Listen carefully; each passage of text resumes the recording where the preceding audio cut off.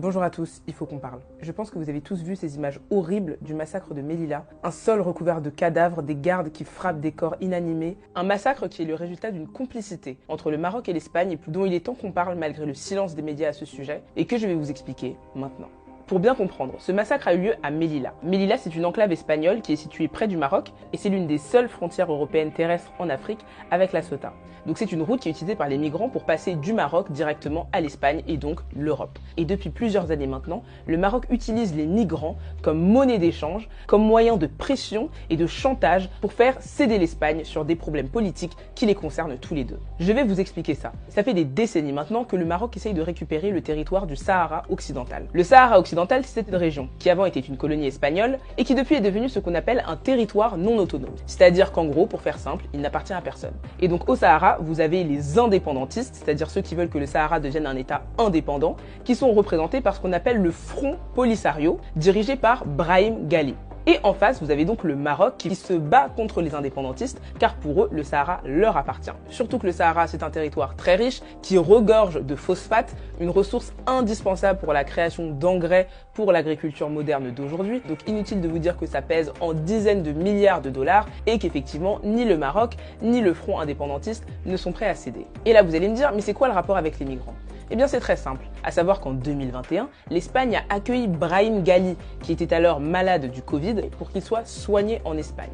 Et donc quand le Maroc a découvert que l'Espagne avait accueilli leur ennemi public numéro 1, leur vengeance a été d'utiliser les migrants, des êtres humains, comme monnaie de chantage. À savoir que pour se venger, le Maroc a délibérément laissé passer 10 000 migrants en 48 heures. C'était en mai 2021 et face à cet acte, l'Espagne, bizarrement, a commencé à retourner sa veste et entrer en phase de négociations et de paroles avec le Maroc. Jusqu'à ce qu'en mars 2022, moins d'un an après, l'Espagne passe un accord avec le Maroc en reconnaissant que c'est au Maroc de récupérer le Sahara et que ce serait le plan le plus bénéfique finalement à l'ordre mondial. Et donc maintenant que le Maroc a eu ce qu'il souhaitait, les migrants ne sont plus devenus un moyen de chantage, mais au contraire un moyen de montrer leur bonne foi à leurs nouveaux frères espagnols. À savoir que pour montrer patte blanche à l'Espagne, le Maroc fait preuve d'encore plus de zèle et d'encore plus de violence envers les migrants qui essayent d'arriver en Espagne. Alors qu'il y a un an, quand ils étaient en conflit avec l'Espagne, c'est limite s'ils n'ouvraient pas leurs frontières pour que tous les migrants passent. Donc ces derniers temps, on a vu une véritable escalade de la violence à Melilla jusqu'à ce massacre la semaine dernière avec des images tout simplement insoutenable. Et bizarrement cette fois, l'Espagne et le Maroc ont une excuse commune. D'après eux, ce n'est absolument pas de leur faute, mais de celle de trafiquants humains qui auraient manigancé cette attaque. Ce que je trouve extrêmement culotté comme réponse quand on sait que ni le Maroc ni l'Espagne ne se donnent les moyens pour démanteler justement ces trafics de passeurs qui profitent de la misère des migrants. Avec toujours cette excuse de « on n'a pas les moyens d'accueillir la misère du monde ». Alors que l'Espagne, je le rappelle, a accueilli 124 000 réfugiés ukrainiens. Mais aujourd'hui, ils viennent justifier des massacres pareils à leurs frontières en nous faisant comprendre que c'est au-dessus de leurs moyens. Et c'est pour ça que je dis que cette crise ukrainienne a été très révélatrice. Les pays de l'Union européenne ont les moyens d'accueillir des peuples en détresse. Ils n'ont tout simplement pas la volonté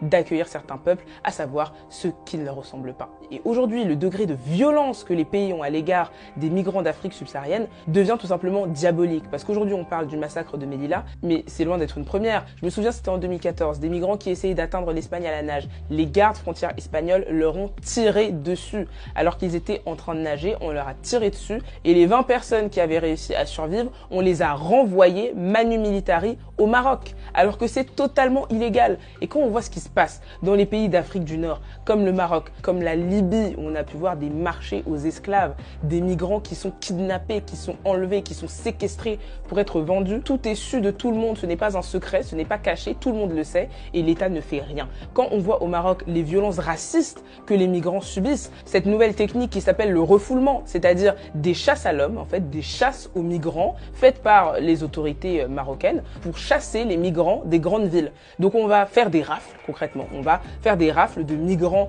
qui sont par exemple dans les grandes villes comme Tanger. On va les mettre dans des camionnettes et on va aller les balancer dans des villages par-ci par-là. Certains ont été enlevés pour être abandonnés dans le désert, d'autres sur des autoroutes, d'où le fameux cas de Jean Bihina, un Camerounais qui a été retrouvé mort sur une autoroute parce qu'il avait été victime d'un de ces refoulements, c'est-à-dire d'une de ces rafles. On prend des gens, des êtres humains et on les balance là où on veut. Donc aujourd'hui, on est en train d'arriver à un moment où les vies de ces migrants ne valent rien. On est arrivé à un stade où on peut les tuer, les empiler, les entasser dans une complicité et dans un silence étatique total. Et c'est pour ça qu'aujourd'hui, ce massacre de Melilla, j'appelle ça une complicité, que ce soit entre l'Espagne, entre le Maroc et plus globalement avec l'Union européenne qui se lave les mains de ces drames qui la concernent et qui se produisent dans ces États depuis bien trop longtemps. Donc aujourd'hui, j'avais vraiment besoin d'en parler parce que c'est quelque chose qui me choque constamment, qui me dépasse et en même temps, j'ai l'impression de pas trop savoir quoi faire. Donc dites-moi ce que vous en pensez en commentaire et si vous avez des liens, des noms d'associations, de pétitions,